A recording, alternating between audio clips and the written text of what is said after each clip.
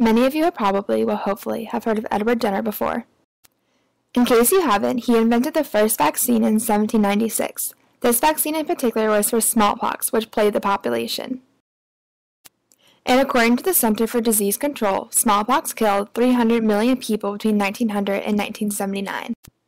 Since then, vaccines have become the most important invention in history and have saved countless lives. However, recently people have questioned vaccines. The cause of this controversy comes down to three things: published myths, religious exemptions, and economic effects.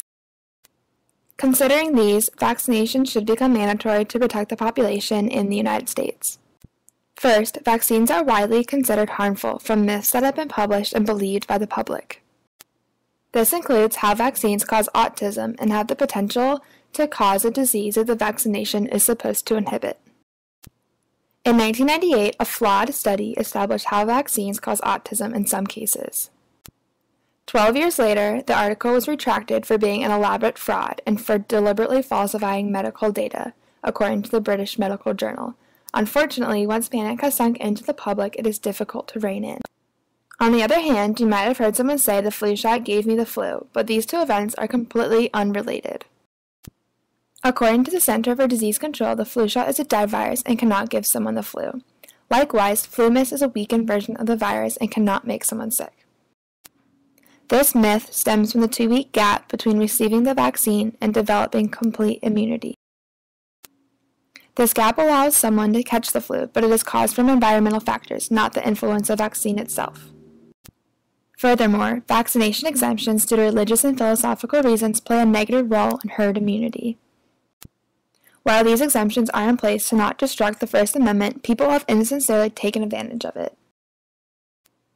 Ben Balding, graduate of Harvard Law School, explains how exemptions can lead to unprotected clusters of people in geographic areas.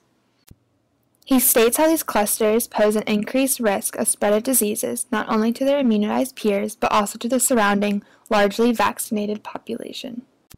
Lastly, vaccinations assist the economy in a major way. By preventing a disease with vaccines, one saves money in the long run by avoiding hospital costs and medications. Not to mention, by receiving a vaccine, one prevents the possibility of becoming disabled and not being able to gain a steady income. Finally, the CDC projects there will be $63 billion in savings between 2011 and 2020 if vaccines are received, so everyone get your shots. Overall, the United States needs to understand the importance of vaccines. Vaccines that remain in the vial are 0% effective, and without a mandatory vaccination program in place, we would not successfully achieve herd immunity. We have the ability to lengthen lives and help people live to their fullest potential.